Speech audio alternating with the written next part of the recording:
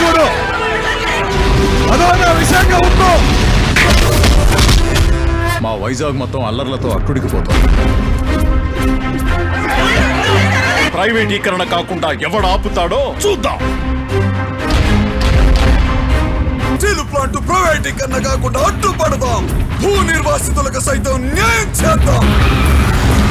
తెలుగు జాతి మొత్తానికి ఎప్పటికీ సరిదిద్దుకోలేని నష్టం జరగదు. నాటి ప్రధానమంత్రి శ్రీమతి ఇందిరాగాంధీ గారు విశాఖ స్టీల్ ప్లాంట్ నిర్మాణం చేస్తామని ప్రకటన చేయడం జరిగింది. స్టీల్ ప్లాంట్ ను ప్రైవేటీకరణ కాకుండా కాపాడుకుందాం. మన మహాత్మా గాంధీ అలాంటి బ్రిటిష్ ప్రభుత్వంతో తుపాకులు తూటాలున్నప్పుడు సత్యాగ్రహం అనే ఒక ఐడియాను తీసుకుని వెళ్ళారు. మన తెలుగు తల్లి నేల మీద మైళ్ళ తరబడి నడిచి పాదయాత్ర చేశారు వైఎస్ రాజశేఖర్ రెడ్డి. సత్యాగ్రహాన్ని మరో రూపంలోకి మార్చాలి.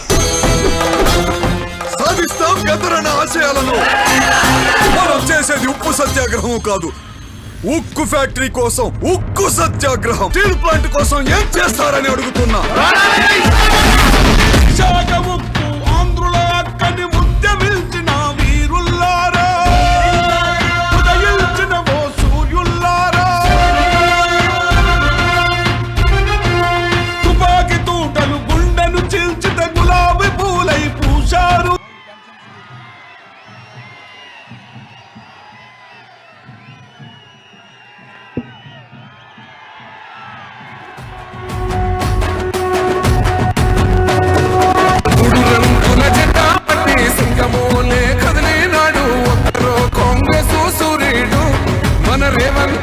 నిగ్గతీసి అడిగే మునగాడు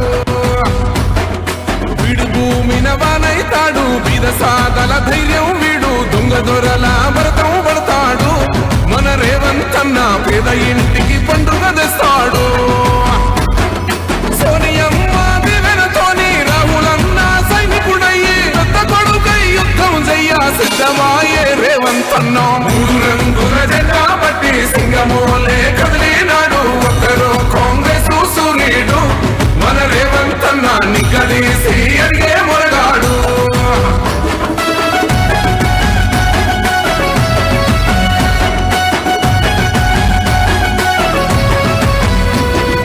దాడులెన్ని జరిగిన గాని దడువలేదు రేవంతన్న. గంతకంత ఎత్తుకు ఎదిగాడు. అసలాటనే మొదలంటున్నాడు. ఒక్కనాడు పోలేదు, ఒక్కడై కొట్లాడాడు. అందుకే పెద్ద నాయకుడయ్యాడు.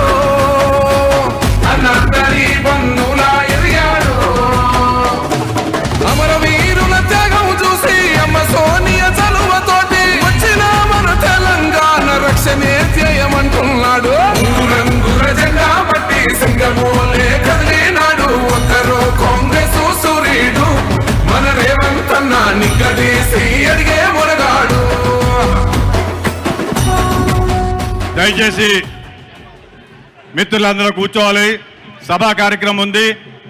ఈనాటి కార్యక్రమానికి తెలంగాణ ప్రదేశ్ కాంగ్రెస్ కమిటీ అధ్యక్షులు, తెలంగాణ ముఖ్యమంత్రి, మన ప్రీతమ నాయకులు రేవంత్ రెడ్డి గారు వచ్చారు. వారికి ఆంధ్రప్రదేశ్ కాంగ్రెస్ కమిటీ తరఫున సాదరంగా స్వాగతం పలుకుతూ మీ అందరినీ కూడా తప్పట్లతోటి వారిని స్వాగతం పలకవలసిందిగా కోరి ప్రార్థిస్తున్నాను.